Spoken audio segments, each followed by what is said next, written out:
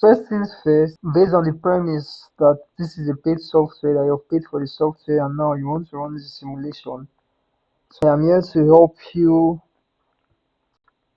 set it up and show you how to go about it basically. So me, I did mine on MT4, so I'm going to show you how to use this Soft4FX simulator on the MT4 platform. So on the website here, you come and you download this ex4 file.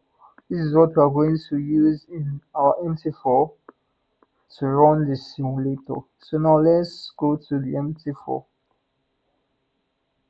So now on our MT4, we want to import that ex4 file we have downloaded from the website as an expert advisor. So if you look here on this expert advisor jumbotron, if I toggle it, you see the Soft4FX forex simulator here. I have already imported mine, but let me show you how to go about it. So you go to file first, open data folder, MQL4 experts. This is where wherever you when you downloaded the ex4 file, where it's stored in your computer, you copy and you paste it here. So I haven't done that.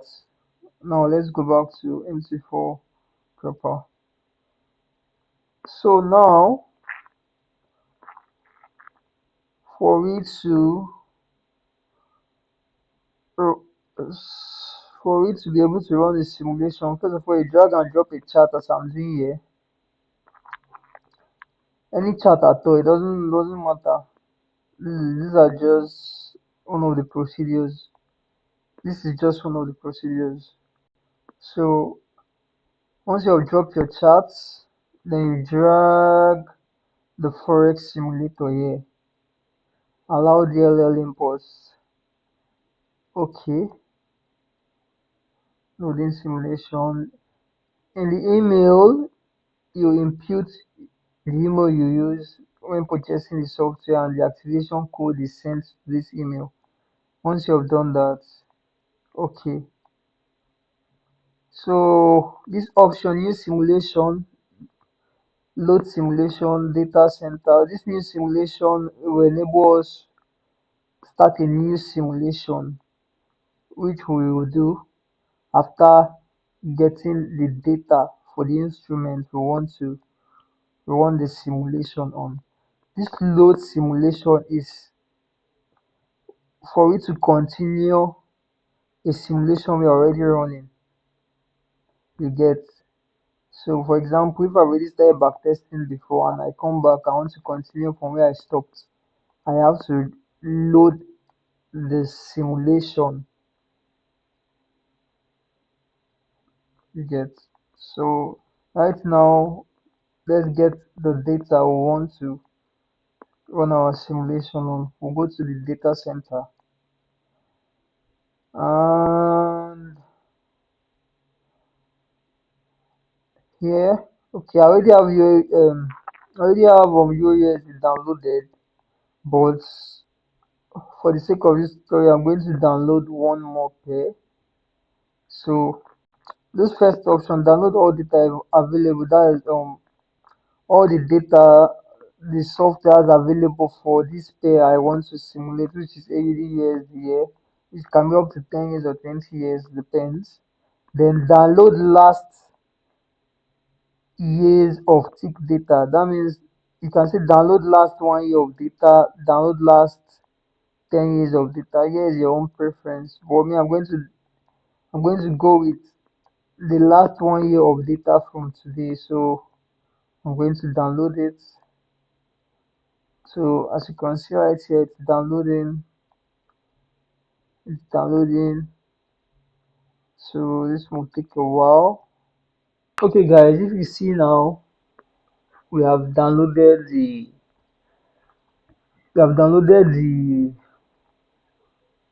the data for the pair we are going to be backtesting. So now you go to new simulation, you select AUD. These are all settings for the backtesting session. So this is when you want to start the simulation, when you want to end the simulation. Of course, it should be intuitive. So we are starting on the 24th of July, which is today, and we are ending on this day today. We are starting on this day last year, we're ending on this day today, which is exactly 1 year. This is the currency we want to backtesting, USD or AUD, then we have our starting balance and the time we want to use. If you're in New York or in the US, you can use New York time, on page size, blah blah blah. And for this initial history on charts, I like to set mine to 100 200,000.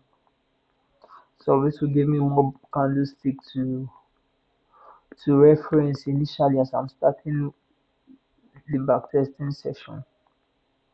So next, when we go to start simulation, next we have to load all the charts, just like trading view, but on this trading view, you have to load the chart first before they appear. I don't know if that makes sense, bro. So you load all the time frames you want to be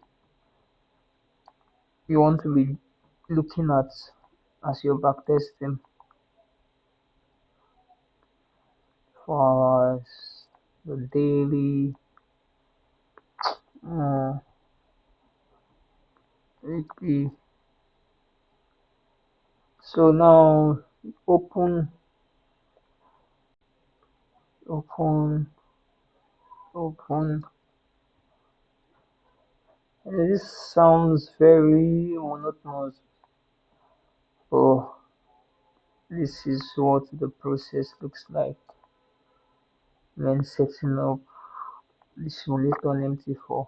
So then next up we have to update the chart with our templates. I already set this template before. Even about MT4 templates, you can change the outlook of the chart with your template.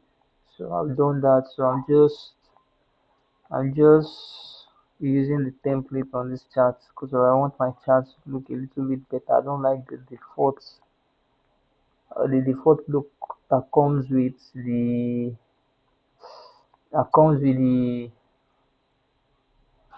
MT4 um,